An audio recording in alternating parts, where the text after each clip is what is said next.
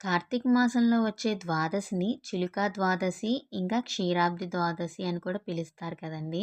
So, ఆ రోజు మా ఇంటి దగ్గరున్న ఆలయంలో జరిగిన సేవ ఏంటంటే, మార్నింగ్ 4కి ఉగ్ర శ్రీనివాసుడు అనే ఊరేగింపు అనేది జరిగిందండి.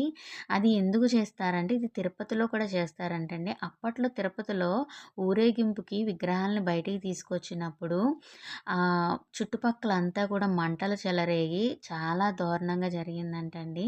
అప్పుడు "ఏంటి స్వామి ఇలా చేశావు" అని చెప్పంటే, అలా ఒక అతని మీదకొచ్చి "నన్ను ఇట్లాగా బయటికి తిప్పకూడదు మీరు. ఆ సూర్యకిరణాలు నా మీద పడినప్పుడు వచ్చే అగ్ని జ్వాలలు మీరు తట్టుకోలేరు" అని చెప్పారంటండి. సో, అందుకని నన్ను ఇట్లా ఆరుబయట తిప్పకూడదు ఉగ్ర శ్రీనివాసుడు అని చెప్పి అంటారంటండి. అందుకని మరి ఎట్లా మిమ్మల్ని తిప్పకుండా ఉంటే ఎట్లా అంటే, అప్పుడు అప్పట్లో ఉన్న రాజుకో ఎవరికో అనుకుంటా అండి, కలలో కనబడి చెప్పారటండి. "పలానా చోట చెట్టు కింద నేనక్కడున్నాను. తవ్వండి మీకు అక్కడ విగ్రహాలు కనబడతాయని" చెప్పారటండి. ఇప్పుడు మనకి తిరుపతిలో జరిగే ఉత్సవ విగ్రహాలు అలా దొరికినవేనంటండి. అప్పటినుంచి ఉత్సవ మూర్తులుగా బయట తిప్పుతున్నామంట. సో, అలాంటి సేవ మన ఆలయంలో కూడా చేసుకుంటామమ్మా. మనకు కూడా ఉన్నారు ఉగ్ర శ్రీనివాసుడు అని చెప్పి.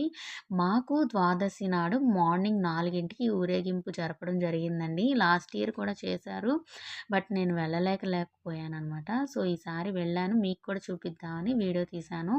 నెక్స్ట్ ఈవినింగ్ వచ్చేసి మాకు తులసి నారాయణుల కళ్యాణం అనేది జరిపారండి. మేమక్కడ మంచిగా కళ్యాణంలో పాల్గొని మేము మంచిగా దండం పెట్టుకున్నాము.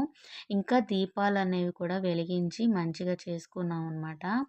సో, మాకైతే చాలా సంతోషంగా ద్వాదశి నాడు జరుపుకున్నాము. కానీ జనం మాత్రం చాలా తక్కువ మందొచ్చారు. ఎందుకంటే మార్నింగ్ వచ్చాము హ్యాపీ జరిగిందనుకునేసరికి కళ్యాణం టైంకి చాలా విపరీతమైన వర్షం అనమాట మాకిక్కడ హైదరాబాద్‌లో, మా ఏరియాలో. సో, చాలామంది పాపం రాలేకపోయారు. అంతెందుకండి నేనే మా ఇంటి పక్కనుండి నేనే వెళ్ళనా వద్దా అని అనుకుంటూ వెళ్ళాననమాట.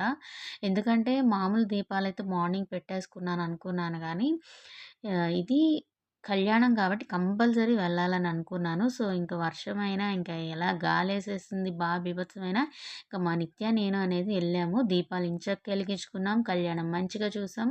మాకు మంచిగా జరిగిందనమాట. సో, మీరు ఎలా జరుపుకున్నారనేది మీరు తెలియచేయండి. ఇంకొక విషయం ఫ్రెండ్స్, ఈ కథ చెప్పాను కదా నేను మార్నింగ్ ఉగ్ర శ్రీనివాసుడిది జరుగుతుందని చెప్పి. ఆ సేవలో ఏదైనా తప్పులుంటే క్షమించండి. కానీ ఈ కథ మీకు తెలుసా? లేదా? అనేది నాకు కింద కామెంట్ చేయండి.